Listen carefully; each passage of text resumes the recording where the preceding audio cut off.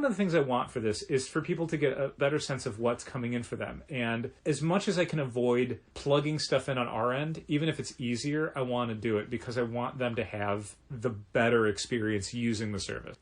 This goes out to the challengers. Comics and conversation, y'all. What? Keep the conversation moving along.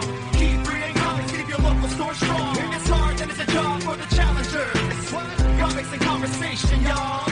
From Challengers Comics and Conversation in Chicago, this is Contest of Challengers, a comics industry business podcast with Patrick Brower and W. Dal Bush. We had quite the unexpected visitor in the store today. Is that right? Who? Gina was in the back hallway. Well, Gina's not a visitor. She's usually there, so your story's a complete fabrication. Isn't everything we do a fabrication? We do deal in fiction, after all. Go on. So the back door was open. Okay, sure. And I was... Go on. ringing someone up. Uh-huh. And lo and behold, before you know it, there's a little four-legged buddy named Oscar. A tiny dog. No. No? A little four-legged buddy named Oscar. Not a tiny dog. No? A medium-sized dog. Oh, okay. A black and white, like, collie mix of something. Okay. Wearing a vest. Okay. And, with a handle. And he's behind me and then, like, out on the floor. And the person I was ringing up is like, oh, look at you, and goes to, pet the dog. And I said, I don't know who that dog is. I cannot guarantee your safety with that dog. Jeez. And they're like, oh, that's okay. And that dog mugs people. And then the dog, like, turned, walked behind me, walked back out, came back in, came back through the store, was back behind the counter. Finally, a human comes in going, oh, my goodness, Oscar, oh, I can't believe you got in here. Oh, Oscar. And I said, excuse me, Oscar works here now? You can come back and get him at 5 o'clock. Yeah. He also didn't have a tail, like he'd lost his tail. Okay. It was a weird little stumpy tail. Neat.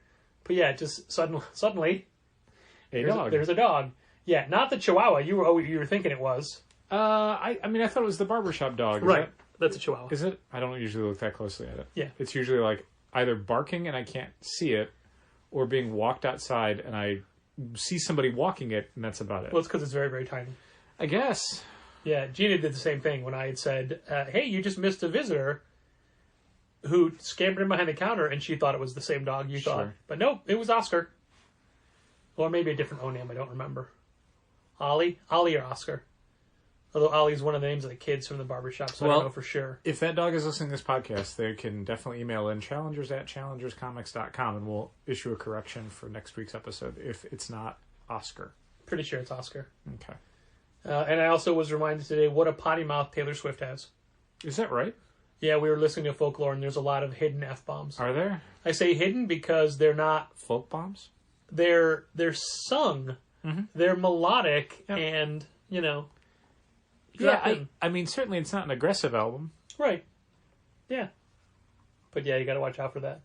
I do. I mean, I'll be playing it again in the store. Sure. I will not pull the songs out because there's, quite frankly, too many. Still, I have to... I mean, it was a general you. Okay. You. I will try not to be scandalized, I suppose. Yeah. And there was a couple who was in at the time after, like, the second one, completely different songs, and they were getting rung up. I said... Wow, I cannot believe what such foul language Taylor uses. And they laughed. And Gina's like, I didn't even hear it. That's because it's so tucked in. I mean, sometimes with songs and stories, you're not really listening to the words. Right. And that's fine. I mean, we have our normal that we do over F-bombs. Sure. When we know they're coming. I don't do it so much anymore because now that has a different connotation in the midst of a pandemic. Oh, that's true. So I try not to do it. Like, if I do a cough, it's more of a like a throat clearing rather than I have a virus. Yeah, and to point out to people who may not have caught the subtleties, my cough was fake. It was what we would do whilst profanity in a song is coming up and we want to cover it. Right. Because we don't want to take the song out of the playlist because it's a really good song. Or just, you forget. Nah. There's thousands of songs. You can't remember who is an F-bomb until it's right in front of it. I guess.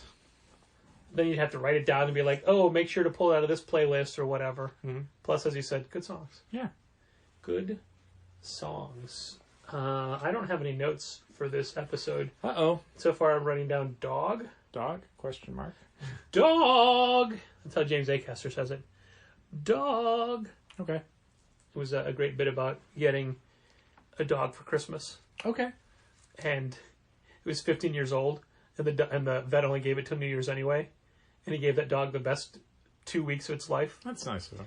And then he had it buried in the backyard with all the other Christmas dogs he had. Sure. And then Jimmy Carr said, "What are you hoping to get for Christmas this year?" Dog! Yeah, I suppose so. Good stuff. It started with, what was your favorite Christmas present? Dog? Mm-hmm. Yeah. Yeah. So there. I've been listening to a lot of James Acaster. He's so funny. Okay. He's so good. He's not a comics person at all, but anybody can just Google James Acaster on YouTube, or he's got many Netflix specials, including a season of stand-ups where he would do a different stand-up each night in the same town, a whole different routine. Neat. I haven't been listening to any James Acaster, or certainly anything with Jimmy Carr in it, but I did start playing that Marvel Avengers game today. Oh, did you just get it? Yeah, I downloaded it this morning. Yeah? How is it? I like it. One of the things that swayed me on it was that a lot of the promotion that Square Enix was doing on it was heavily promoting the endgame content, and that's lowercase e endgame, where it's a lot of like multiplayer raids and strikes and all sorts of replayable content, where it's basically like non-narrative stuff where, oh, you and up to 3 other characters run through an aim base and just destroy a bunch of people. Patrick, you have your hand raised. Yes. In this context, does endgame mean after you finish the main story and what Correct. you can do? Okay. And that's the thing, is they didn't really talk too much about the main story. I mean, they chose some brief clips from cutscenes, and they sort of described to you like what was going on in the prologue and how, like, what the tone of the game was going to be. But like, now that reviewers got their hands on the game, a lot of the reviews that have been coming out over the last few days were, hey, the story campaign is good enough to be worth buying the game for. Like, okay. Even if you don't do the multiplayer stuff, and even the endgame content, you can do it with, like, you can do it solo. It's just the computer plays the other 3 characters in a piece of content. But even if you don't want to do the repeatable stuff, the kind of grindy elements, the main story is good. And I'm not super far into it. I'm like maybe an hour and a half into it. It is really good, though. Like, Kamala Khan is your POV character. And it's super fun to kind of experience the world of the Avengers through her enthusiasm. Like, it really makes the game feel very unique. It's my understanding that in the story they broke up and she tries to put them back together. Yeah, none of this is a spoiler because it's basically what was in some of their early trailers. The prologue sequence is a younger Kamala Khan who's basically at a big Avengers celebratory event that ends up going wrong. You then play as each of the 5 playable Avengers in different missions to kind of get a feel of what the combat gameplay is like, and they teach you kind of what the button presses do and how to move your character and all the other kind of tutorial stuff. Then something terrible happens, and the game skips ahead a few years where the Avengers have disbanded, and AIM is kind of the new technology group that's also like a police group that's also like the superheroes of the Marvel Universe. So this is Avengers Idea Mechanics as run by Roberto da Costa? If only. None of those characters show up. But it's very much like Kamala Khan trying to get the Avengers reunited because they've all gone their separate ways and they've all kind of fallen off. And then also solve the mystery of what happened in the prologue and why they failed and why a major Avenger dies in the beginning. What? Gasp, which is also not really a spoiler, but I won't mention it just in case people don't know it yet. I don't know it yet. Okay. I see with Hawkeye because he's not in any of the posters. You don't have to answer to Sure, that. it's not Hawkeye. I did see the pop finals that got announced today They for did. that They game. showed off a few more. And I thought, didn't they just do all these gaming pop finals? But those were the Gamerverse ones. Correct. This is Marvel's Avengers. Yeah. So it's another Captain America pop I have to get. It is. I have to get. But there's a MODOK. Yeah. He's one of the main villains in the game. Although it'd Because of AIM. be a better figure if he didn't have Dr. Octopus's tentacle arms. Yeah, I assume that's for probably his final boss form, where he's got a bunch of like extra crazy attacks that you have to dodge. At the end of the prologue, you fight Taskmaster, and it's pretty fun. Like, Yeah, I like that this will be Taskmaster's third pop vinyl or 4. Did they ever do a classic one? I don't know if they did. They There's must the have Black at some Widow, point. there's the Gamerverse, and now there's the Avengers Aren't game. there 2 Black Widow ones? Yes, there are. There's a shield and I think Yeah. a sword one or a bow one, something. Yep. Yeah, one of the cool things about the kind of intro sequence is it's a lot of like world building and stuff up until the Avengers burst into action, but when they do it, they do a good job of giving you kind of a bite-sized segment of each character's gameplay style. So you get to kind of experience, here's how Hulk plays, here's how Thor plays, here's how Iron Man plays. Cap and Black Widow were my 2 favorite ones. Yeah. Cap was real fun, and Black Widow, I kind of I felt the most in the groove with the Black Widow gameplay style. It's a lot of dodges, it's a lot of weird grapples, it's a lot of switching up between strikes and also her guns. I don't know, it came together really well for me in a way that Thor and Hulk and Iron Man were fun, but probably not ones I would volunteer to use. Hopefully they didn't get the same guy to voice Iron Man that did it in the Avengers Assemble cartoon. I don't... The guy that sounds like Kevin Smith to me. I don't know specifically, but everybody sounds pretty much like a cartoon or video game version of the movies. Okay. Is it Vision who dies? You could shake your head or nod your head. It's not, because I'll say this. It's one of the 5 characters that you start playing the game with. Oh. One of those 5 does not make it out of the prologue. Interesting. Do you think it was the hardest one to animate? No, regardless of who dies, all of these characters are available as part of the endgame content. So you can play as all 5 of them once you finish the main game. Now, I'm not an avid video game person. Which generally makes me think the character who died is probably going to be coming back at some point in the story. Just not going to put any money on it, but feel pretty confident about it. I'm not a video game person. Uh-huh. I haven't owned a console in years. No.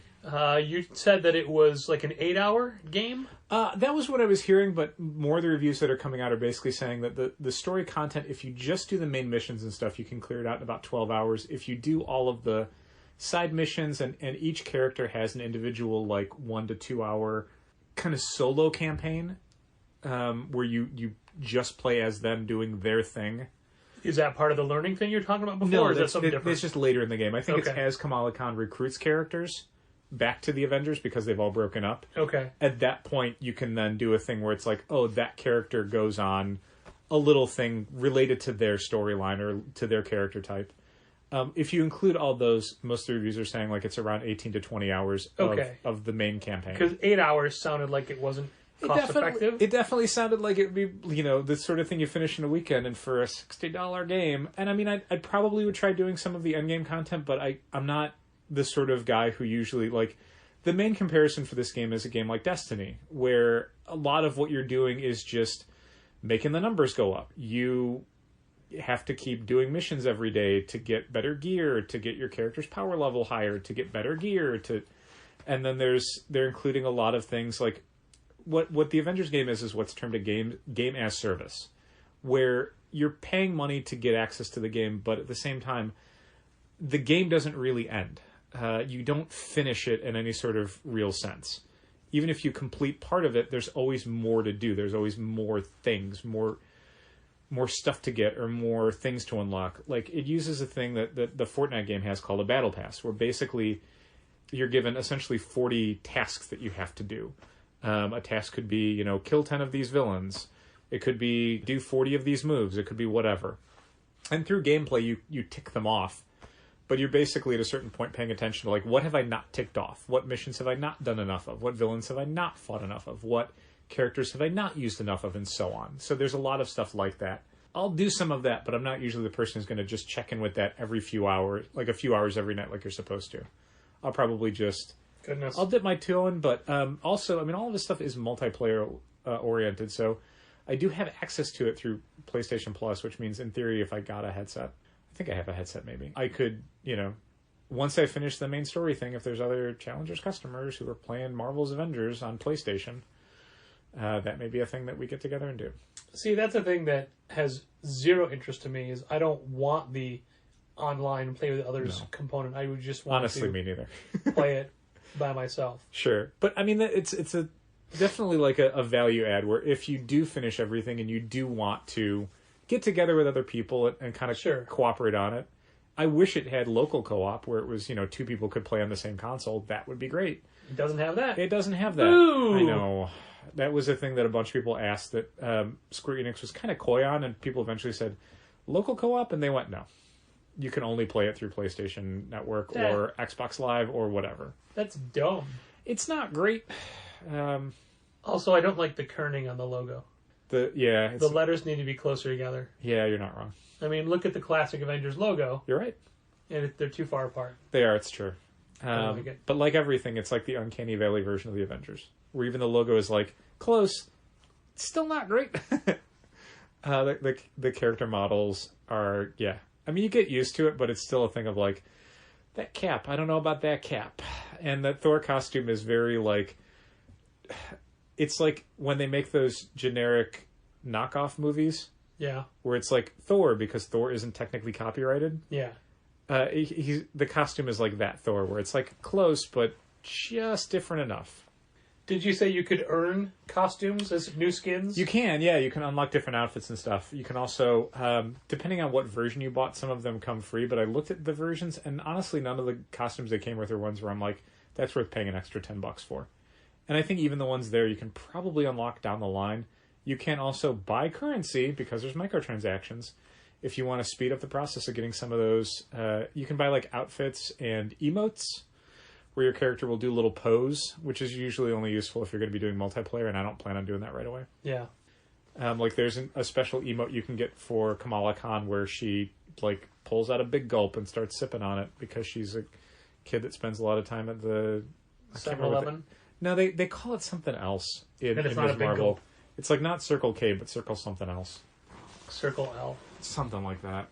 Circle meets square. Some other letter.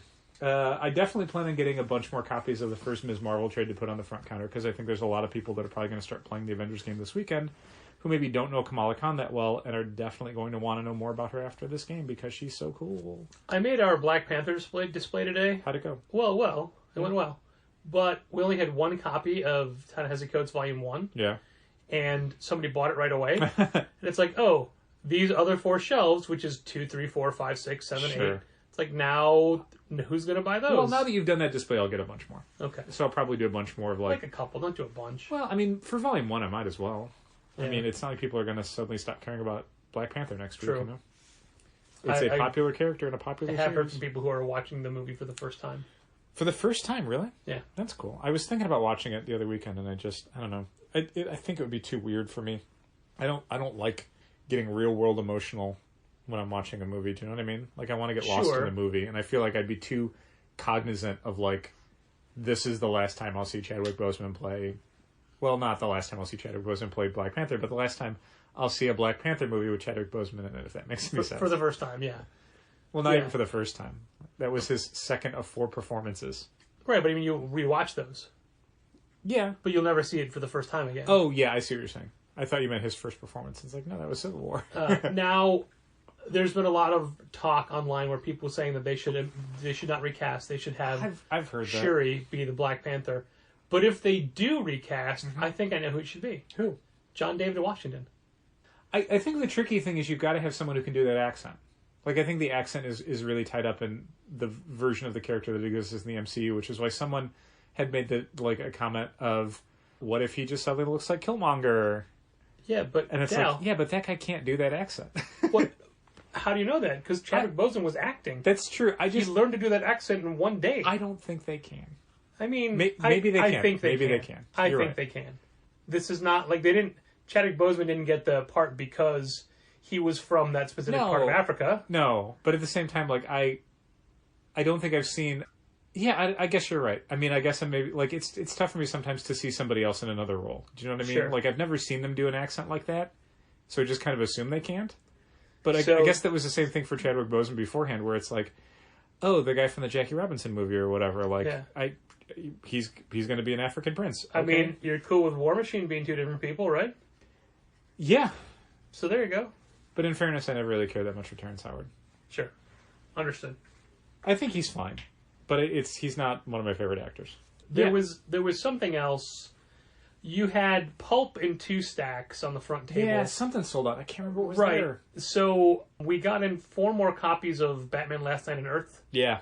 So I put that on the front table? That was on the front table. Okay. Yeah. But then I felt like there was something else. Oh, I almost had it. Not Jack. We got 5 more Jack Kirby's today. Yeah, because 10-Speed Press goes through Penguin Random House. Yeah, great. So I'm like, sure. But there was another better book. Discount too. There was another book on the front counter that I thought should have been on the front counter. Yeah. And it wasn't. Okay. And now I forget what it was.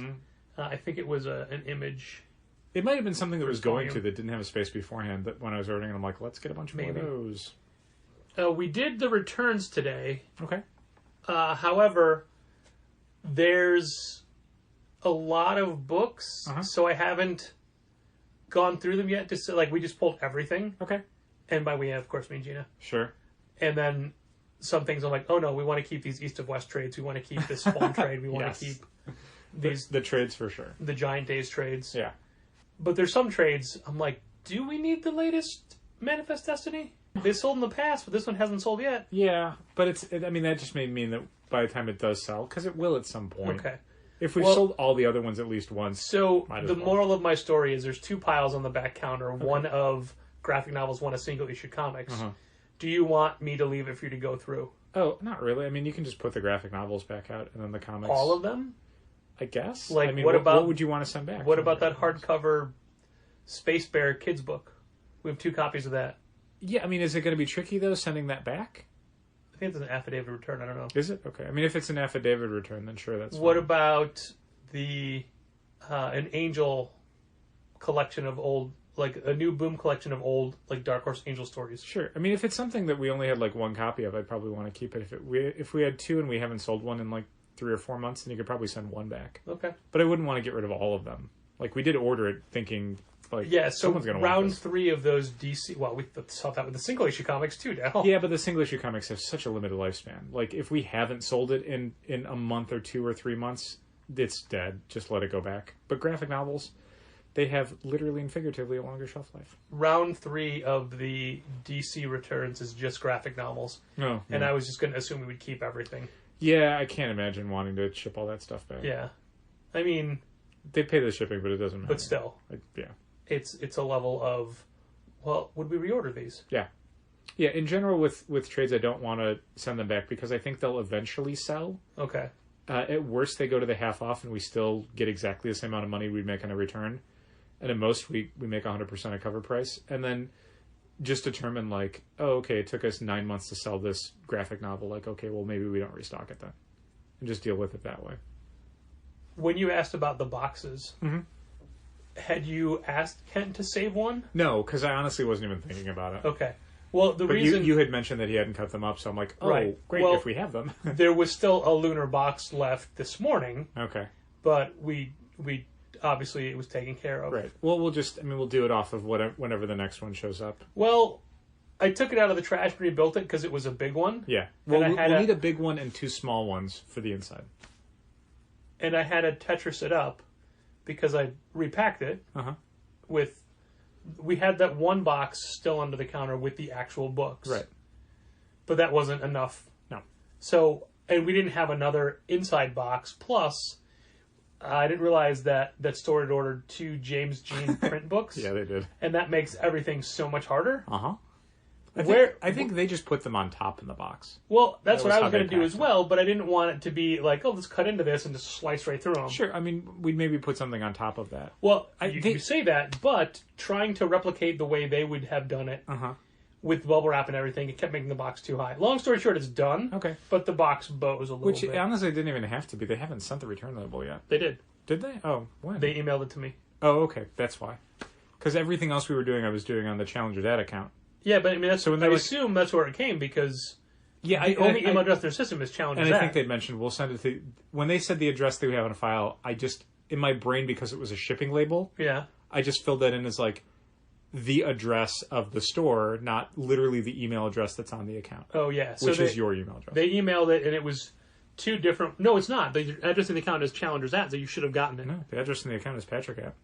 Is it? Yeah. Every time I have to go to the order page, it's got the store information there, and it's weird. Patrick at. Okay.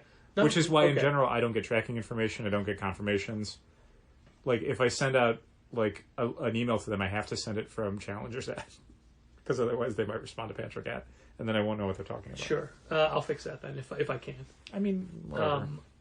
So they sent 2 labels, but we only had 1 box, so it's just slapped on it. I just hope there's no weight listed, but I hope it wasn't like, oh, this is like the DC returns. This is a 46-pound box. This is a 28-pound box. Well, how do you know how we split it up? I think with this, it's like an open order. Yeah. Where once they scan it in and you know, FedEx or whoever will tell them this is how much it costs and that's what we billed you for. It's a box like this. Yeah. And they're under the graphic novel tables at the front. Okay. So, because the other problem would be, it's not as if we can just wait until UPS shows up. It's FedEx. Yeah. So I don't know, like we'd have to... Well, there's 2 options. I mean, we can either just schedule FedEx to come pick it up, which they probably will. If you just go to their website, there's probably just a thing where you can just say, well, the point is I wanted to get it done before they dropped off the new stuff, that they could just take that one when they come in. Okay. So I'm telling you... otherwise we could just drop it off at a FedEx office and just be like, here you go, it's labeled. I've seen people do that when I go to get copies made. As long as it's labeled, you can just leave it there. Sure. But I mean, obviously we're not getting our books until Tuesday at the earliest this week because of... there's no tracking yet. It hasn't been set up yet. And I had emailed them saying, hey, we haven't gotten the invoice. Like, the invoice hasn't posted for this week's books, and it usually posts the Saturday before, so that would have been a week ago. So tomorrow would be the posting of the next invoice. Sure. But also, since we're 7-day terms, that's due Tuesday. And I had to email them and say, you haven't, like, I can't pay the invoice until you post it. Right. And they said, oh, it'll be, and this was last night, and I was like, oh, it'll be today or tomorrow. Hasn't happened yet. Yeah. And I don't know why it takes so long to post an invoice when those books are already out, unless it's because of the shipping fiasco that we had to endure. Maybe, I don't know.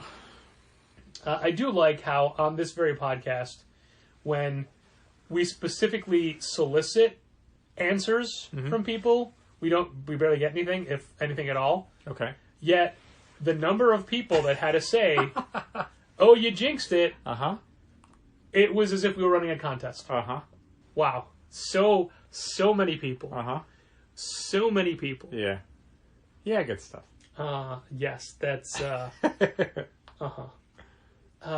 We have a customer who, just the one, like a lot of people that shop with us, they're very excited for their books and they don't want to wait. Right.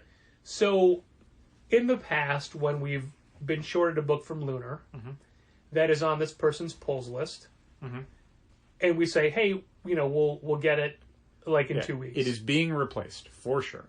This person does not wait and buys it somewhere else, and then won't buy the copy that we have on hold. Right. And when this happened a few weeks ago with Justice League 51, I point blank said, "Don't go buy this anywhere else. You know it's coming in. Don't do it." And he's like, "Oh no, I won't. I won't." I'm like, I don't want to be mad at you for this. Yeah, I think your exact words were, "If you do, I'm going to be mad at you." What happened, Al? He did not buy his copy of Justice League 51 because he bought it somewhere else. And then what happened, Patrick? And then I overheard you tell him, because he told you, because I was ringing people up, you were on the side counter, and I heard him say, "Oh, I don't need this, I got it somewhere else." Did you hear him do it? Did you hear him do it like 25% quieter than normal? and I heard you say, "Don't tell me, you have to tell him." And you pointed to me. And then he waited in line, and he came up, and he's like, "Yeah, I have to tell you, I bought this already." And I think anybody else would have remembered the conversation and been like, "Oh yeah, all right, I got it," you know. And he just didn't get it. Or it's not that he didn't get it, he didn't care. I mean... And then he laughed about it. I think he... So... And then I said... How to describe this? I'm not laughing. How to describe this? I think he got that he was doing something wrong, but he didn't think it was that big a deal. Like, I think he thought of it as something where it's like you didn't hold a door for somebody. Right. Where it's like, whoops, instead of like closing the door and locking it on somebody, where it's like, It's like dealing with a child where you say, "Hey, don't do this. Do not do that. You're doing it. Stop doing it. Stop doing it." Have you noticed in your life that people have a tendency to take your very serious edicts as like jokes? I thought it was more clear with him. Because I have. I thought I was a lot more clear as someone who's with this particular customer about the situation. in the vicinity of you being furious. I'm just going to go with furious about something, and you trying to make it clear to somebody that they have done something that is making you or will soon make you furious. Or if you do this thing, I will be mad. And to have them, I've seen it so often to the point where I've had to tell people outside of your presence, no, he's really mad. Like, you are not making things better by joking about it. That they think you're joking. That they think this is like some sort of like shenanigans that they're a part of. And it's like, no, you're the cause of him being upset, and he's trying to make that clear to you. It's just that this particular customer creates so much extra work for us. I had to tell Kent multiple times. And costs us money. Multiple times. Kent, no, he's really mad about something you did. Don't, like, text him, like, LOLs and stuff. He's not joking. He's furious. Yeah, but see, my anger only works if people care. Really? Yeah, like... What does that mean? That means... You don't get not angry. No, I'm saying, like, not that okay, the phrase "it only works." What I mean is, if the person doesn't care that I'm mad at them, then it has no power. Yeah, that's true. Yeah.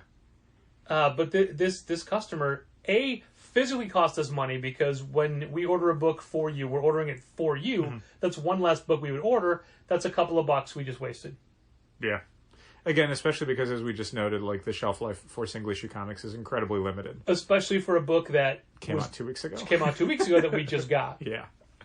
Yeah, we were already going to be losing some money on that series. Yeah. For that issue, and then now we have one more extra, which again is why we're going to be losing money on that, because there's probably any number of casual customers who probably just bought it someplace else if they wanted to read Justice League 51 that badly, which thankfully probably not a lot of people did. I mean, I'd mentioned before, but it would have been, I don't think it was on the podcast, because this was as we realized that the books were not going to be available on Wednesday. At least it wasn't 3 Jokers week. Yeah. Because that's the thing that, well, for one thing, we were splitting covers with Chicago Comics, and that would have screwed them over. Yeah. But additionally, there's a ton of people who would have wanted to read issue 1 and would have found it somewhere else, either another store in Chicago or just digitally. And that's just lost sales. They would not end up picking one up from us, which in turn would probably cause us to order less for 2, which in turn would have less copies available for people to buy for issue 2 and probably sell it a lot faster. So I'm glad that didn't end up happening. And this customer also always, every Monday or Tuesday morning, asks for like 8 to 10 more books per week, which also hurts us, because we would order those specifically for that person, and we wouldn't sacrifice that many shelf copies of books. Yeah, and it's tricky, because it's like 4. It's usually 4 books, but both covers. Like, it's never just like, I just want this random book. It's always, I want this issue and all 3 covers. This week whatever. It was both Batman covers and all 3 Deceased covers, and multiple other books. Yeah. Now, in the past, when that's happened and I've been the one to take care of it, I just add those books to their list. That's why Batman would have already been on their list this week, except I didn't do the variant cover. Sure. I mean, that may be a thing where I'll just, since I'm usually the one working Monday or Tuesday to deal with those emails, or Sunday, I'll probably just shoot back and be like, hey, you're asking for these every month. Do you want to make sure they're here? Because even though, like, they used to send the emails Wednesday morning, and it was like, this is way too late. We're like, at least if I get it Sunday, which they've started sending them on Sunday, that gives me enough time to, in theory, get more copies for non-DC books if it's something that we're light on. Unfortunately, mostly what they're asking for is DC books, and it's like, I can't get those on short notice anymore. Those are 2 weeks away. It makes me want to not list the alternate covers on the website or the email. Yeah, we've definitely been getting more requests for things. Like this week, there was a bunch of people who wanted the Miles Morales B cover, because we listed it there. And we listed it there because we did order one for a subscriber. And by the time it was on our, coming soon list, Marvel is sold out. Yeah. Like, that's why multiple people were asking for it, because Marvel was already sold out, because it was the hot cover for the week. So putting it on there basically just made us a target. It made people go, oh, they're going to have it, I should get mine. But that said, we have had people, we sold other covers in general because people knew that we had them. So it's like, if we'd had extra, I wouldn't have minded it so much, but not having any extra made me kind of resent those phone calls where it's like, you don't want Miles Morales 17 or 19, and you don't want any other cover for 18 but the B cover. It's just, again, it's the whole thing of... The wrong cover. It's the wrong cover. And like, okay, great. Like, there is a thing I was thinking about. I don't know if I can 100% do it, but I do want to look into it. I think there's a way to send out to subscribers their DC books for the week. Okay. It's tricky because it wouldn't be in the same email that we'd send out on Fridays. And it would only be once we've received the DC product. Okay.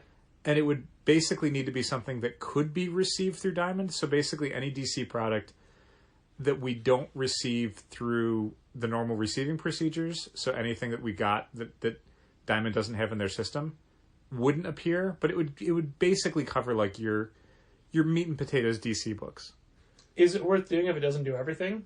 I don't know. Think of the emails you get, like, hey, shouldn't I be getting the B cover for this? Or what about this graphic novel? Probably not. And also... But it may be something worth doing once Diamond finalizes their DC plugin. Right, that was my point. Once they get... Well, even then... I wouldn't say finalize, but once they give us this first step, yeah, would that procedure change? It's real tricky because a lot of it depends on kind of what is in the system. That's the problem that we're having with some of the receiving for DC stuff, is that like there's stuff that exists in a Diamond catalog. So even if we're just plugging in new numbers, we can still go, okay, we got X amount of copies of Batman 98 because Batman 98 is in the Diamond catalog for a month. Yeah. The problem is with some stuff like this week, almost all the graphic novels that came in, Diamond doesn't have those in their system. So it's just like, okay, there's nothing for it to match it to. There's no way to get like subscriber numbers or whatever to send out to subscribers. But the good news is it should work in the sense of like, there's probably a way to get it to do anything we receive for subscribers, because to have it be on subscribers' accounts, it has to be in the system. You would think. No, it like at the end of the day. Like, not when you start the process, but at the end of it, it has to be in the system. Okay. Because we have to be able to ring it up. We have to be able to plug it into people's accounts. So, I don't know. I mean, maybe. This is an idea I had over the last day, and I haven't really been in the store over the last day. Look at you, man. Always thinking. So always thinking about the store. Always thinking about helping people. To play it around with it. Such a humanitarian. Look at me. I give. Salt of the earth. I had a whole line of questioning about that, and it went away. Uh-oh. Oh, man. It was about the system and importing and... Oh, man. I've said this before, but I definitely love that just at the point that we've decided to roll out Pullbox to all of our subscribers, and we actually got a good group of people saying, hey, I want to try Pullbox out. That's exactly when our system to send out Pullbox invites broke. Yeah. So basically, if you are someone who asked for an invite to Pullbox as of this past Monday, when we sent out an email to all of our subscribers telling them about what we were doing with the new catalogs and how we were kind of giving information, if you asked for a Pullbox invite and we said it was on its way, it technically is, in that it's trapped in a buffer that we can't get it out of. Did Diamond call today? No. Okay, because we did a support ticket for some of these problems, and I did talk to one of the customer service techs Wednesday, and they took a copy of our database to give to the programmers to work on stuff. And then I hadn't heard anything, and I went to the support ticket, and weirdly, like, there's like a summary, but then when you click on the summary, it's just your initial support ticket, no follow-up information, and I haven't gotten any emails from them. But the summary on the support ticket said that they tried to call the store, but the person they talked to the other day wasn't there, which must have been Thursday. Okay. Thursday they called, and I wasn't there, and I don't... You would think if it was a Diamond phone call, we'd get a note saying... You'd think? Yeah. Or you'd think they would call back today, and you would say, oh, no. And it sucks, because basically if they're waiting to talk to me... They gotta wait till Monday, and they're not open Monday. Right. They gotta wait till Tuesday, which means as soon as the thing is going to get solved, and it wasn't just this one problem, it was multiple other problems, and this invite thing was just a thing I threw on the end of saying, hey, I don't know if this is working right, because we're not seeing people respond to it. And they looked into it and found out, no, it says it's working, it's not working. I heard you say, can't you just push it through on your end? Yeah, because they can... Like, nope. Well, and that was the thing of, like, at the time they said no, because while they could do it, it wouldn't...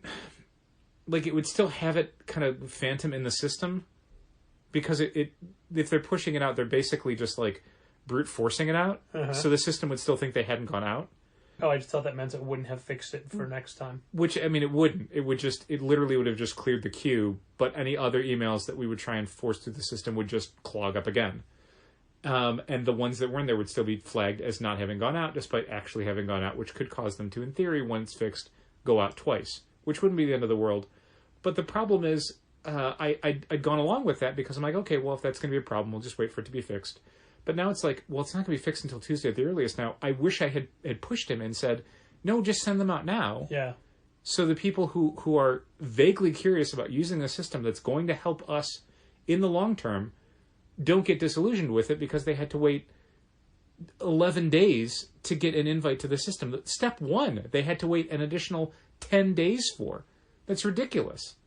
And now it's like, well, that's just what it's going to take. That's as soon as it's going to happen. So that sucks. I remember what I was going to say before. I thought you would if I talked long enough. Number 1, did you have any resolution to that Fantastic Four error? That Fantastic Four error. Remember Fantastic Four, the quantities weren't right? And then there were a bunch of changed people... the quantity. Okay, but then there were a bunch of people that had said that they still needed it, but you'd pulled it for everybody, and they had it in their boxes? Yeah, I don't know what caused that. I genuinely don't. What we're seeing with some stuff for Marvel books is because of the weird delays, there was a period where it seemed like Diamond didn't know what Marvel was doing with its late books, because we had stuff where, because of transfers over from River North and just more subscribers in general adding books to their lists, our subscription numbers for the most recent issue of Miles Morales exceeded our initial orders. I say initial orders because the FOCs hadn't happened for that book because of the coronavirus shutdown. Sure. So we had people asking to add it to their list, and what I was noticing was that as it would happen, because it was a quantity that was greater than what we were receiving, ComicSuite would then make it a special order and then push that special order to Diamond. So essentially, if we had 20 copies on order and we had 20 subscriptions and then the 21st person added it, the 21st copy would just be a special order on its own, pushed to Diamond, so that if we did nothing else, when the book came out, we'd get 21 copies, 20 from the initial order and 1 from the special order. But eventually we FOC'd stuff. But before that happened, I was noticing that the special order would go to the customer's account correctly on our database. But when we would upload that order to Diamond, we'd get an error message saying that that item was not available for reorder. Which makes it seem like there was a bunch of books from Marvel that Diamond basically closed orders on and then reopened later. So we had stuff where it was like on people's accounts, but then the specific order that they ordered it on essentially no longer existed, so that when the book came in, it didn't pull it for them. Or I guess it did, but then it kept the order still open. Yeah, it kept the special order part open. Yeah, that's what it did for FF. I don't know if it did the same thing for Miles Morales. I think it didn't, because I think I had to pull some copies for people. But it's just one more weird thing that's going on. Like, all of the problems that we're having with ComicSuite are basically down to 2 things. DC changing their distribution structure and coronavirus delays. There's been a ton of, like, resolicits and delays and all sorts of stuff where it seemed like there was not a day one unified approach from Diamond about what was happening here, and probably because there wasn't a day one unified approach from the publishers. Right. So as premier publishers were deciding if they would delay books, cancel books, resolicit books, what was going to happen, like, all of those things do different things to our orders. Like, basically Dark Horse canceled literally everything that hadn't come out yet, and then has slowly been resoliciting stuff. So we basically had, like, every order for, like, Barbalian canceled. And then Barbalian #1 is in the new previews, so it's going to reconstruct all those orders. I don't know if it's going to do it for special orders is the problem. Okay.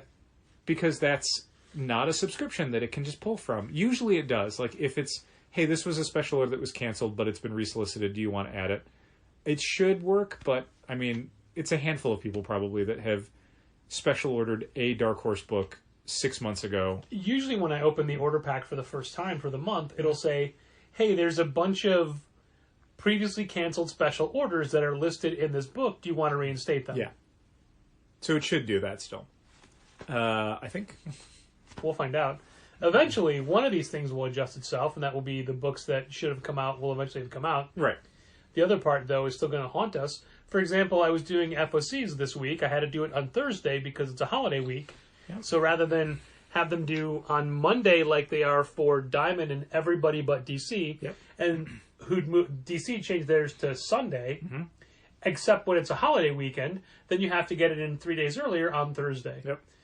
Which means for a bunch of these books that are maybe having the next issue due out, you have 1 day of sales data. Yeah. So one of the things that I found that is not helpful was, for example, Dark Knight's Death Metal. The last issue we have in our system is 3. There's no records for 4 or 5. Nope.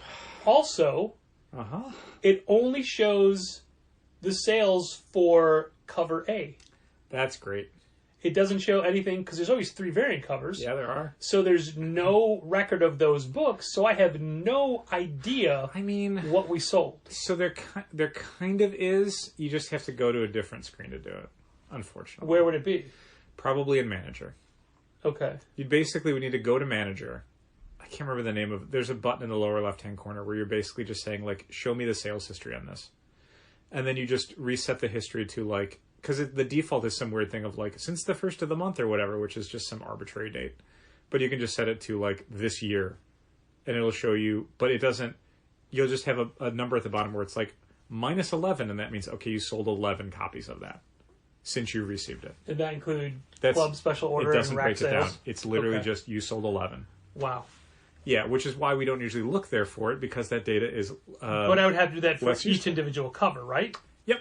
Oh, so and 4 different for one title. Yep, and you're not doing it off of a series, so what you're doing is literally like... typing the exact what did I item. sell for issue 3, cover, like the Cover Jermo A. Pena cover. Yeah. But you couldn't see, like, okay, here's all of the variants for issue 3, or every Jerome Pena cover for the series. Nope. Literally just, here's what you sold for the Archon cover for issue 3. That is a colossal hassle. It's not great. This is one of the big problems with the DC stuff, is ComicSuite is literally not built for this, and they had to rebuild it to do this. And they were, like everybody else, given 0 warning. So here's something I did from Pull's Box for a customer, and you can tell me if it's helpful or not.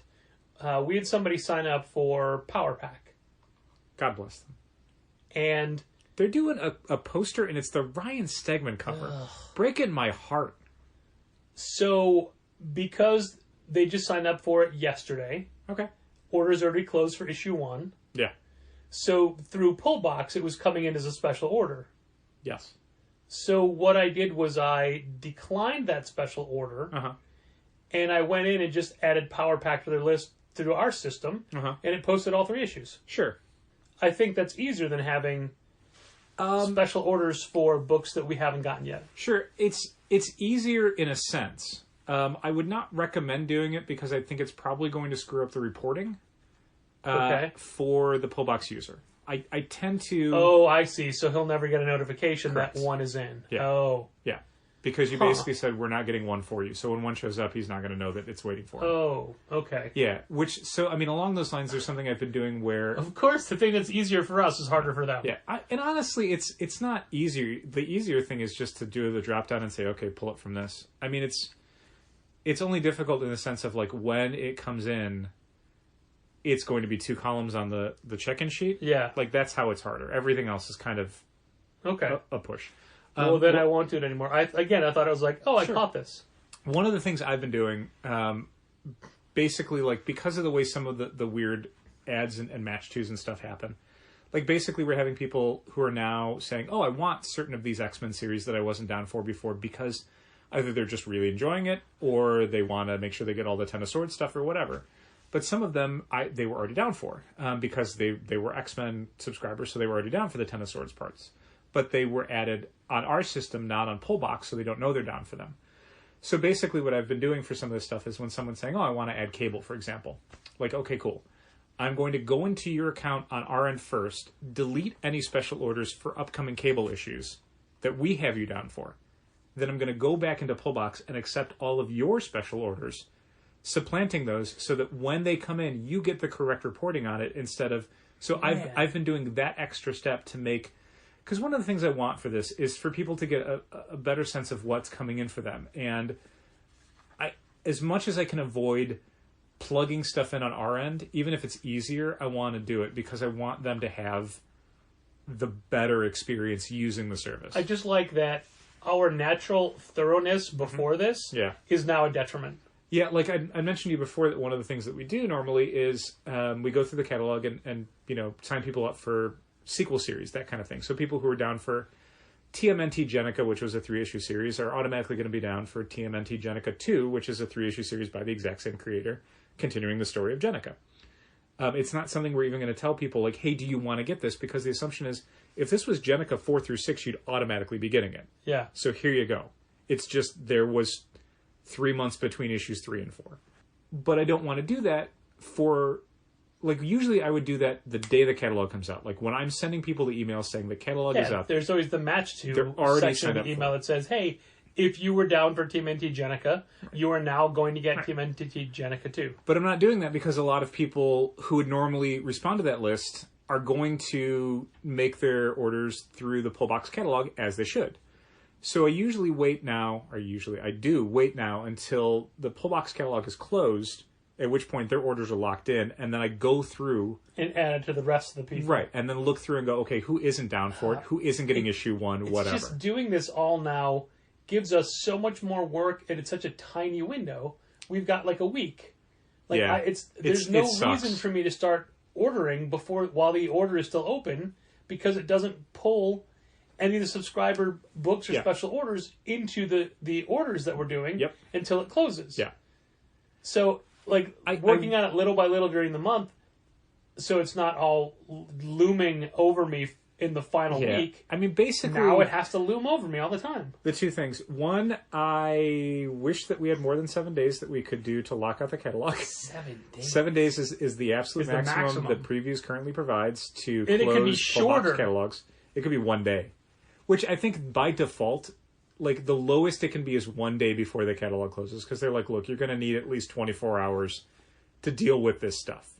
To deal with the data that you're getting in. They will not let stores choose the day of deadline as the day of deadline. Yeah. But the other thing is, and this is just, a workaround. Maybe just think of doing the order differently. Just think about shelf copies. Don't think about what you're ordering. Don't think about, like, well, we order 85 copies of this book. Think about, like, okay, what did we sell off the rack? Yeah, Put that in, and then when the order closes, that number goes up or whatever. Except it really doesn't, because some of that stuff's already in the system for continuing series. And also, it is subscriber excitement that inform some of these numbers. Yeah. Speaking of which, I think you need to order more Cyberpunks for this week. I already hit Upton on FOCs. Right. I think we were down for like 10, and I went, let's do 20 today. I'll see if they're available. You went up to 15. At 15? Were there 2 covers? Maybe. I don't know. I went up higher.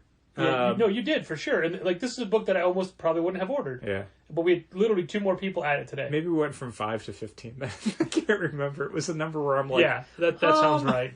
Yeah. Which I usually don't do. Like, for issue 1s in general, I try not to go too off of what you did, because we're both guessing. I mean, if it was a Dark Horse number 1 with a returnability at 10... Yeah. I don't know if it was returnable, though, because it's a licensed book. They usually don't do that. Yeah. I think also I'm probably going to go up on Department of Truth.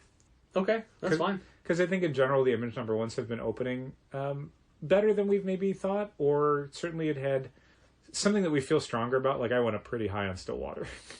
And I'm glad you put in the weekly email that Stillwater's coming up. Yeah. I think it's made it a little bit more on some people's radars. I wanted to go back and point out Spy Island number 1. Yeah. Because that is a book that came out this week from Dark Horse that had its initial orders canceled. Yes. We were allocated on both covers. Yeah, there were 2 covers. And they're going to a second print, so I don't know if you know how many stores never got it? Like, there are a lot of stores that, like, hey, did Spy Island come out? Our orders were canceled or whatever. Like, that book is causing a lot of controversy. For sure. Which... That notwithstanding, I thought Spy Island was super fun. Yeah. It's basically Mockingbird, but without Mockingbird in it, with a whole different female protagonist. Mm-hmm. And if you like Mockingbird, if you like Maneaters, it's got a real sense of humor about itself. This is 100% for you. It's goofing on, like, spy thriller stuff. Yeah. It's a Bermuda Triangle mystery, but it's super fun. But yeah, that's a book that the coronavirus definitely impacted. Yeah. What else was this week? Black Widow was a weird one because it was clearly printed before the coronavirus shutdown. Yeah. Because all of the ads in there for like conventions this summer. Oh, yeah. And it's like, oh, those are not happening. They were all canceled. And then like some of the ads were for stuff that was like supposed to be shipping in May, and it's like, nope. We did have someone today ask for. Wasn't Paul Grist writing a Marvel series? He was. That book is never coming out. It was an Empire crossover. Yeah. And it's just the one Union, I think. Yeah. Yeah. It was just one of the. I couldn't think of One the of the word Union. casualties. I'm like, it's like the pack or the group or it's a single word title that means a gathering of people. The conglomerate. Wait, no, that was a different group. The Initiative. The Mighty Avengers. The Al Ewing book before Al Ewing had a big enough name to not have to do those books. 100%. Uh-huh. Black Widow was good. I liked the art a whole lot. Elena Casagrande, I think, is really talented, and I think this is going to be her breakout book. I think it's very Joelle Jones-ish. Good. Joelle Jones is great. Also, Spy Island is very Joelle Jones-ish. Yeah. Joelle Jones-ish. There's some really interesting kind of fight choreography and panel layouts and stuff. The story was interesting, but it's a little bit more of a slow burn than I would have expected. I really wanted Kelly Thompson to come like swinging out with this. And while there's some fun, like, action-y stuff in the beginning, what the story is about and kind of where it goes in the second half was like, oh, this isn't that interesting. Art's gorgeous, though. And, I mean, like, I think Kelly Thompson's going to have something good to say about it. It's just a little bit more of a wait for the trade than I would have wanted that book to have. I think in general, like, the biggest sin in modern comics is issue ones that kind of don't do a good enough job making you want to come back for issue 2. Yeah. It's more crucial than ever before because there's so much good stuff and readers in general have no patience. Nope. Like, for me in particular, maybe I'm part of the problem. I read this stuff for free, and if issue 1 isn't a home run, I'm like, I know what I need to know. I'm not going to read issue 2. Like, there's more number 1s in a month that I don't read an issue 2 of than that I read issue 2 of. For sure. By far. Do we need to make a new first issue sign for our first issue display? I mean, we can. It's still the Nick Darrington Batman. Yeah, sure. Well, it will be again soon. Yeah. I used to be more about like, well, that book isn't on the shelves now. We should take it off. Now it's just like, it's Batman. Who cares? Well, I put Black Widow on that shelf now. Okay. Because we have enough that it'll be there for a while. Sure. Which is good, so people can find it later. Yeah, I mean, I'll try and do a new one at some point, but it's... Yeah, I don't know. I was just asking. Yeah, no, I mean... Just asking. Just asking a question. You're right for the reasons you're bringing up, but I guess I'm past the point of thinking that it needs to reflect what's on the shelves. Okay. It literally just needs to say first issues and get people's attention. And I think Batman does that. Well, I'd like to get people's attention now with our Patreon account. Service, store, website, what sponsorship? I don't know. So people can pledge for a year now? Are we doing that? Is that something? I didn't know that. That's the first I'm hearing of it. I guess I need to look into it. I've gotten that from a few people that I support on Patreon. They basically said like, hey, you can pledge for a year now for a tier, and I don't know how the money breaks down. I think is it cheaper? Well, so here's the thing. I think the creator probably gets the same amount, but it's 10% less for the person pledging. Huh. So, like, if you pledge $5 a month, you would Rather basically than it pay $65. Instead of $60 for the year, you would end up paying $54 for the year. $65. I was adding a tip in it. Oh, that's nice. Yeah. But I don't think the creator loses the 10%. But I don't. I like I'm how asking you immediately like, hey, that math is wrong. I don't want to call him on it. Let me just subtly throw that thing in there.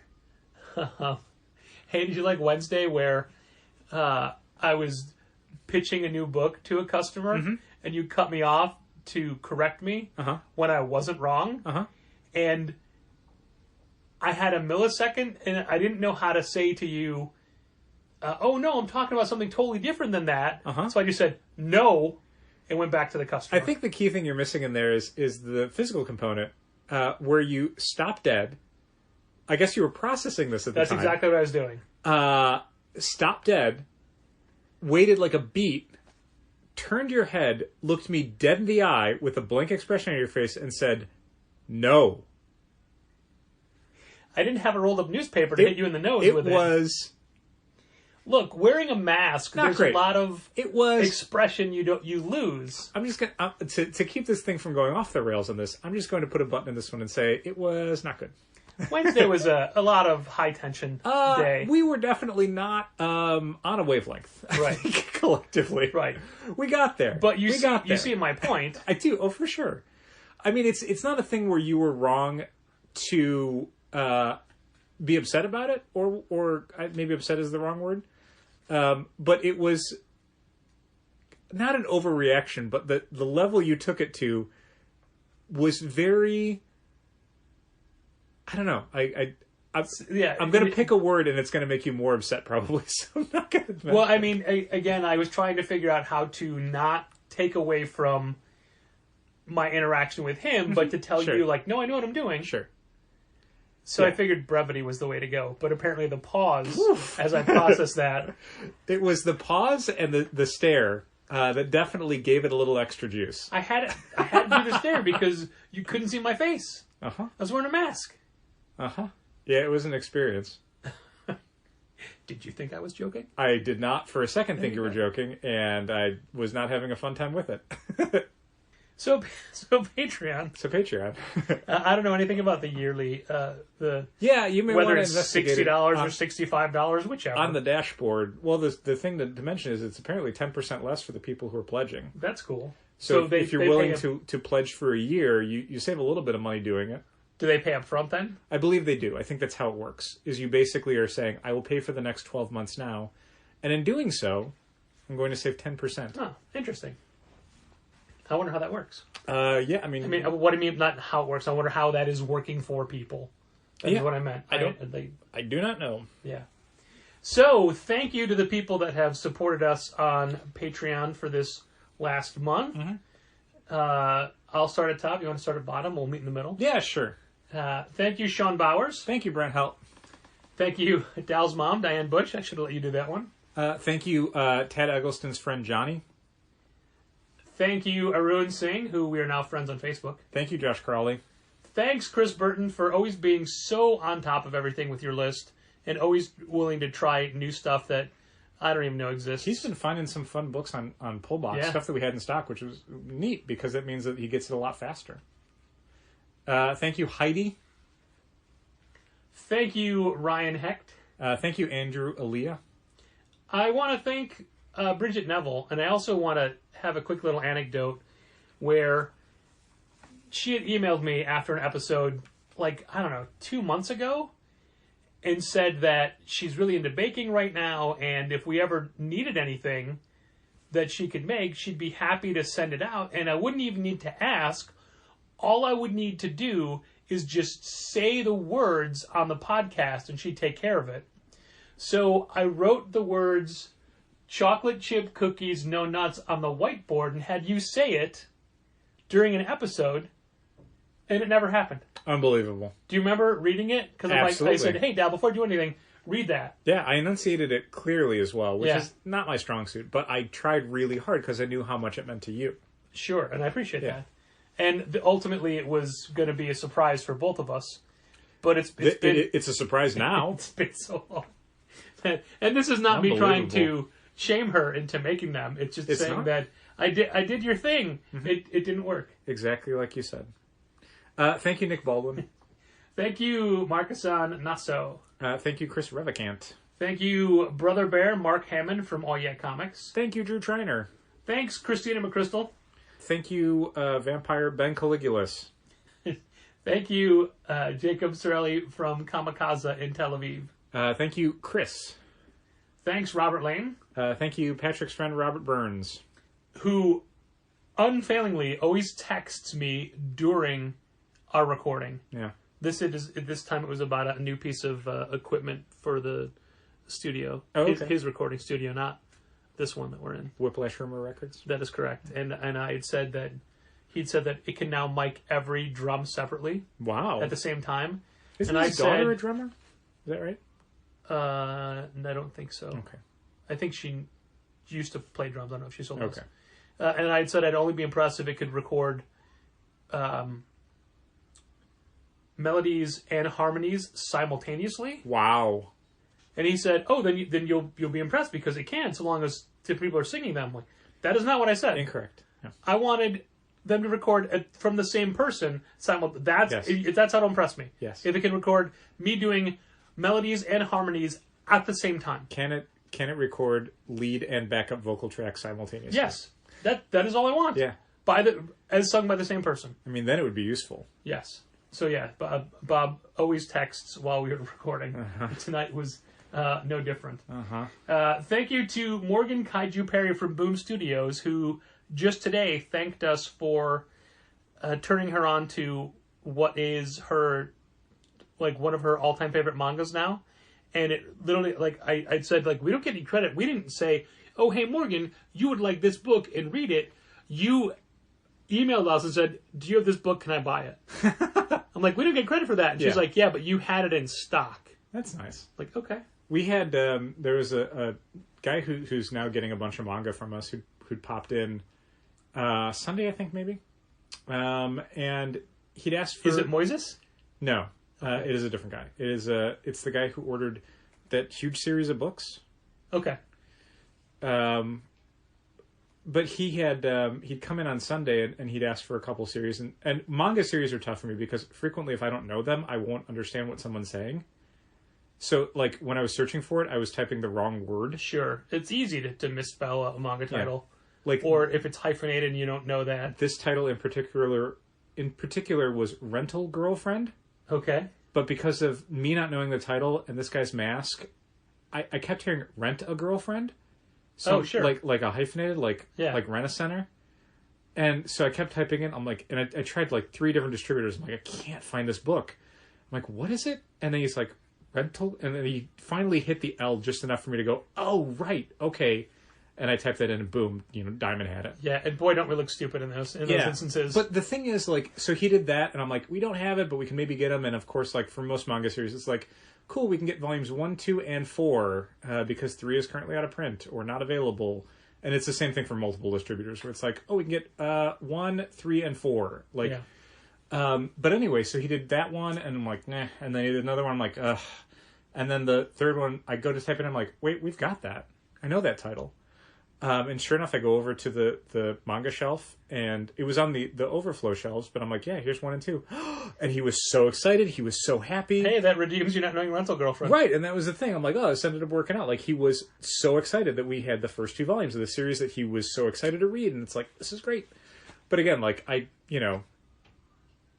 wouldn't say I turned him on to that series. Right, he just had it. Samantha Challenger is not working for us currently because of the pandemic, but she was always one of our biggest manga buyers. Yeah. And I would always tell her, like, hey, when you're going through previews for books for you, circle things that we should get. Like, tell me something that you think we would stock. Yeah. And we'll sometimes cheat off of, like, whatever her special orders are. Yeah. To just go, like, oh, we have 1 special order. It's for Sam. Let's just get 2 copies. But we don't have those special orders anymore. Nope. And it was always, like, I always considered the manga section her section. Yeah. She was always the one to organize it and straighten it. We should get her on Pullbox once the invites are up and running. Yeah. I'll probably shoot her an email just to go, look, you can't look through the catalog anymore because you're not working. Here's how you order your manga now. Anyway, thank you, Matt Armstrong. Thank you, my brother George. Thank you, Ryan Alcock. Thanks, Artie White. Thank you, Mike Lee. We'll see Mike Lee tomorrow. Yeah, for wrestling. I mean, we won't, because that would be socially irresponsible. We'll be looking through his window. We will see I appreciate he's watching. I appreciate Mike Lee getting All Out and having it on a TV that I can see from his front lawn. I think he likes it better when he knows you're watching. I think this is probably the last time of the year that we could probably watch a pay-per-view on Mike Lee's front lawn and not be miserable. Yeah. I mean, unless we build that igloo. Thank you, speaking of Mike's, Mike Romanenko. Thank you, Mitchell Davies. Thank you to the whole Springham family. Thank you, Thomas Nagovin. And thanks, Jose Villagomez. Who probably would have normally heard his name like 2 minutes ago. Yeah. And it's now like, what? I wonder how many people are like, they didn't have an anecdote for me. Yeah, I'm sorry about that. I mean, there would be a whole other podcast. And honestly, some people on here, I don't know. Sure. I either not at all or not that well. If we didn't have an anecdote, please be sure to message Patrick through Patreon with the anecdote that you would like him, and only him, to read out next month. And that Patreon email address is dal@challengerscomics.com. I know how to press the forward button. It's fine. Dal, we are a little bit over the time we would normally end this podcast at. Gosh. But there's a topic we didn't cover that we talked about covering. It's true. I didn't know if we were going to, though. Well, we will, because my stance has softened. Okay. So it is the Boom Studios Kickstarter for the Keanu Reeves BRZRK graphic novels. I don't like getting mad at Boom Studios because we just mentioned nice things about Morgan Kaiju Perry, and we've known the leadership there for a long time, and I like them a lot as a publisher, and I think they have very retailer-friendly programs. Some of the most retailer-friendly programs in the industry. A lot of their new books have been very, very good books that are great for our clientele. You know, stuff like We Only Find Them When They're Dead and Seven Secrets. Certainly, we're excited for BRZRK. I like Matt Kint a lot, you know? Sure, Matt Kint's great, and I'm more excited now that Ron Garney's drawing it. Yeah, man. Like, when you said that there's a new artist and it's Ron Garney, I'm like, oh, I'm way more excited about that book. Yeah. I love Ron Garney. Yeah. And I think Ron Garney doing, like, a very violent action comic, I think, is super smart editing. I think that's whoever decided that Ron Garney was the guy is good at their job. So they're kickstarting it, but what they're doing is they're kickstarting the 3 graphic novel collections. Yeah, 3 hardcovers for like $50. You get the full 12-issue series and 3 individual hardcovers. And I'll say this in advance. I appreciate that Ross Ritchie sent an email out to retailers. It wasn't someone in the marketing department. It wasn't, you know, Philip or somebody having to kind of make this, not appeal, but to kind of smooth this over with retailers. It was Ross. So that's good. So it was Ross who ended up being the one to send out the email, and that's great. I definitely appreciated that element of it. The thing I was not so appreciative about was kind of the pitch on it, and I get where it's coming from. We've said before that anytime we have to kind of break bad news to our customers, we want to have some good news to put in there. We've talked to other stores that don't have a subscriber discount, and their thing is just like, you won't lose customers. It's not a big deal. You will just make more money. And I keep thinking, man, if I got to tell people they're not getting a 10% discount anymore, I got to have something else to give them. I can't have it just be, you are not getting a 10% discount. Like, so basically people are getting a 10% discount until we can figure out something that would soothe that wound. Even if it's something where only I would feel bad about it, I would still feel bad about it. And I don't want to feel bad about it. So what Ross ended up doing in this, and it was something where, again, I understand the mentality. I just don't. It ended up being something that maybe made me more mad than if he hadn't done it at all. Was they kind of buried the lead on it. Most of the email is about, you know, we've got this book coming out with Keanu Reeves and Matt Kint. We're super excited about it. It's going to appeal to all these fans, but these fans don't go to comic shops. Like, we've always wanted a way to be able to reach those sorts of fans who you know, don't see a lot of the stuff that Boom would normally do for social marketing. And retailers have always been asking for greater outreach. Yeah. So how do we get those people to go into stores? And like, well, they figured it out. And then it's the Kickstarter pitch. And then you're like, wait, what? And then at the end of the Kickstarter pitch, it's like, well, but what we're doing is now that everyone's, you know, everybody who pledges to the Kickstarter, who's going to be getting these hardcover books, they're not going to get the books until the whole series is over. So we're going to send them an email, and we know that they're fans. We know that they want to buy these books, and we're going to send them an email saying, hey, issue 1's in stores now. You can go get it right now. And it's like, look, you just sold them $50 worth of Keanu Reeves comic books. Sure. I'm sure there is a percentage of those fans who will double dip, who will say, absolutely, yes, I want it right now. I want to go read it right now. Definitely for number 1. For number 1, sure, there is a percentage. I would maybe argue that it's not that big a percentage, considering that a much larger percentage of that group is basically done with the book now. They've bought the ideal ultimate edition of this. They've bought 3 hardcovers that probably will have stretch goals and stuff, I assume, if they don't already. Well, did you look at the Kickstarter? I didn't. They have some insane high-end collectibles. Sure. There's whales, man. That are all gone. Sure. I mean, between Matt Kint fans and Keanu Reeves fans. Like, there was a $1,000 level where you get the signed book signed by Keanu, Matt, and Ron. Sure. And, like, a print. And I assume a lot of people are going to want whatever signed stuff they can get their hands on from Keanu Reeves. There was, like, a $2,500 level for you get drawn into the book. Yeah, I mean, there's a lot of ways that you can make a lot of money on this, and I understand in general why Boom would want to offer a high-end package. Of course they do. I don't, like, it's the smartest thing in the world to give people who are not comics fans, at $50 to them doesn't mean that much. You know, like, Sure. for the average comics fan, they got to fit that into their comics budget. I'm spending $50 on these hardcovers when it could get me all these other books. At least 2 Marvel books. For a lot of the people who are doing the Kickstarter, they have a kind of unlimited Keanu Reeves budget in their head, and it's not usually getting filled up. You know, there's not that much Keanu Reeves stuff to buy in a year. So $50 on these graphic novels is fine, but at the same time, like, for a lot of them, they're not comics fans per se, so there's a limit to how many comics for Keanu Reeves they want to get. And if they're already getting the ultimate edition of it, having a second set of them, even if it's getting the story sooner, I don't know how much they care about getting the story right now. Do you know what I mean? I think for a lot of them, and maybe I'm just misreading the fan base, once they've pledged the Kickstarter, that's kind of it. Do you know what I mean? Yeah, I mean, on the one hand, going backwards on Kickstarter for a second, I'm always apprehensive as a retailer of Kickstarters from major creators that I know will get published by a major publisher. Like that Scott Snyder thing? Oh, we were definitely going to get to that. Don't worry. Oh, okay, sorry. But literally the first thing I thought of was like, oh, the Scott Snyder comic book. Like they're doing something a little bit different with the Scott Snyder Tony Daniel book. I mean, it's the same sort of thing where they're like, look, we're going to do a super high-end edition for you. And it's just issue 1. Well, it's the art and then the story. Like, it's not lettered or colored. Oh, is it? Okay. It's just a liner? Yeah. Oh, okay. And then the script, but you can read it and look at it. It's not. Okay. That's my understanding. Okay.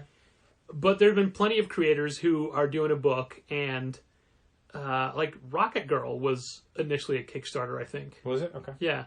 Things like that. There's a lot of stuff that I think IDW ends up putting out where it's like, oh, that graphic novel was a Kickstarter thing, and then it became a whatever. We've long since learned that supporting comic projects on Kickstarter almost always bites us. Because the levels are either 5 or 10 copies, and there's not a lot of stuff we would do 5 or 10 copies of through Diamond or through Penguin or whomever. Mm-hmm. And we get stuck with a lot of it, and then some things take forever to move. We still have a bunch of Molly Dangers. Yeah, we got a few of the Matt Kent mind management records. Yeah, and we only got 5 of those. Mm-hmm. We thought we have way more than 5, and I bought one of them. We got Binwin's Minions, and things that we were excited for. The list goes on, and it's stuff that we would normally pick up because it's like, oh, you'd never get a chance to see this in stores, so we want to make sure that we have it to offer to people. It's like, well, it's not offered to stores because most fans who would want it just buy it directly through the Kickstarter. Or then Binwin's Minions was for much cheaper. Yeah. So the point is, I don't like those in general. Mm-hmm.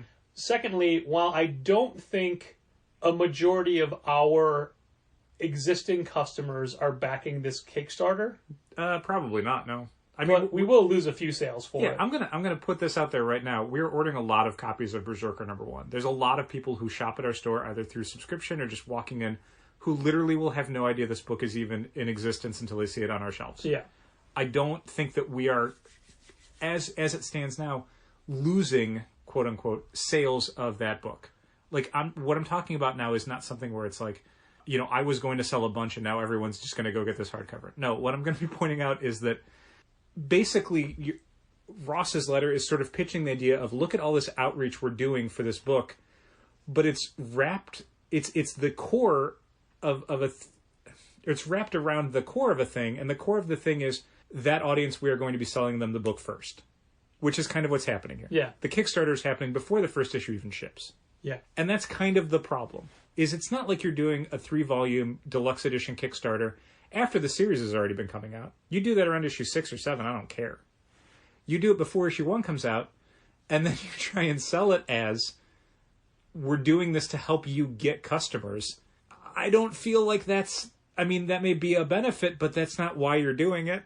So portraying it as why you're doing it, like, I don't know. If you're selling everybody the complete story, why not make it just one book? It's 12 issues. One hardcover book. Yeah, the 3 hardcover book thing is kind of, I don't know. Well, but I didn't look at the Kickstarter. It's traditionally a Boom Studios thing to do 4 issues in a collection. That's true. The Buffy ones, I think, are 4 issues. I wonder... I'm sorry? Are the Buffy volumes, are there 4 everything 6? They do is 4. Okay. Lumberjanes, you name it. Ronin Island was, yeah. Mecha Cadet U. We're just naming titles. Yeah, just 12-issue series at Boom. I can keep going. By night.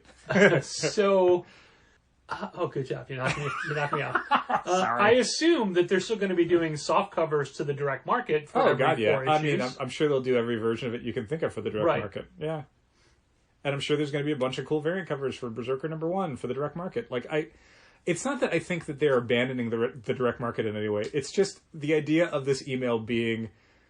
The core of it is we are doing a Kickstarter, and we are doing the Kickstarter before the issues come out. But then kind of, just again, the way of portraying it as this is a positive for the direct market. And it's it's nice that you're giving us the crumbs, but you're giving us the crumbs. Don't act like you're not just giving us the crumbs. One of the weird aspects of this that I've seen is that when you and I first heard about it, my reaction was a little more negative, like yours is now. But immediately, honestly, mine is softened. Mine is definitely softened. I was way more. I definitely did when I read the email, because it starts off in this very here's how we're going to get customers into your store for BRZRK #1. I'm like, God damn, yes, thank you. And then it's the Kickstarter, and I went, wait, what? I definitely felt like I got bait and switched in that email. Sure. By the time I got to the middle third, I'm like, man. But also, Ross. as you said, it meant a lot more that it was directly from Ross. Absolutely. And look, I mean, end of the day, I think it's funny, and I think it's maybe... There was a period where I was more upset, and I'm still not super happy about it, but it's not like I'm mad at Boom as a company. It's not like I'm not going to order their books. It's not like I'm even mad at Ross personally. I get why this is happening, and I think he did the best version of it he could, but at the same time, I think trying to make it a good version of what he was doing might have made it worse. Regardless, it's not money out of our pocket. Sure. Again, I don't for a second think we're going to sell less copies of BRZRK. I think we have an audience, and what he's talking about, the Kickstarter, is a different audience. And it's just the thing of I kind of dislike the whole, this is how we're going to get all those people in your store. No, that's where you're going to get a few of those people into the store. And thank you, it's better than nothing. But it's not, the opening of the email is this very here's how we're going to mobilize this huge audience to sell tons of copies of BRZRK. And it's I'll sell a few more, I'm sure. So initially, other retailers that I talked to were all very pro this and very excited. Sure. And then apparently there was a large internet backlash. Shocker. Against this idea. On the internet? Don't forget, though, that all 12 issues are fully returnable. Which is a way to be hey, if you think you are going to lose sales, take the risk anyway. It's our risk, not yours. Yeah, and again, I think what some retailers might be more upset about is the feeling that I was going to sell 100 of these, and now you're going to be selling it to people, and now I'm only going to sell 30 or 40. And it's if there's a swing, if there's a drop at all, I don't think it's going to be that great. And I think it's honestly probably going to be offset by the few people who are going to double dip. Because there are going to be people who double dip. Of course there are. There's people who are... I don't think the vast majority of them are that, engaged by the story. I think they're people who are fans of him as a celebrity, or maybe intrigued by the idea of what a comic book starring Keanu Reeves looks like. Because we've seen this plenty of times. Anytime there's been a sort of, celebrity or very major licensed comic, there's... Techno Comics' entire publishing history? I'll always use Dark Tower, the Dark Tower comic series, as my example, because I remember working stores and just having people... I believe it's Stephen King's Dark Tower. Stephen King's The Dark Tower. People who had never read comics before who were just I heard they're doing a Dark Tower comic, I gotta get it. And they signed up for the series. And then by issue 4, they were oh, I realized I don't care to read a comic book version of The Dark Tower. I'm not that big a fan. It was a curiosity. And that's what this stuff usually is for a lot of fans outside of comics, is it's a curiosity. They'll get 1 or 2, maybe. But then, the extra trips back to the store. How big a drop did we see on Ta-Nehisi Coates' Black Panther? Yeah, sure. Ton of people who from issue 1 are the months before issue 1 came out, we had people coming in, didn't even know what book it was. They're just I heard Ta-Nehisi Coates is doing a Marvel comic? And we're yeah, it's Black Panther, and they were into it. But then, I mean, we must have lost 60 to 70% of sales from issue 1 to issue 3. Because people were just oh, they wanted an issue to see what it was like, and then that was it. It wasn't that it was good or bad, they just weren't that interested. I'm not a comic reader.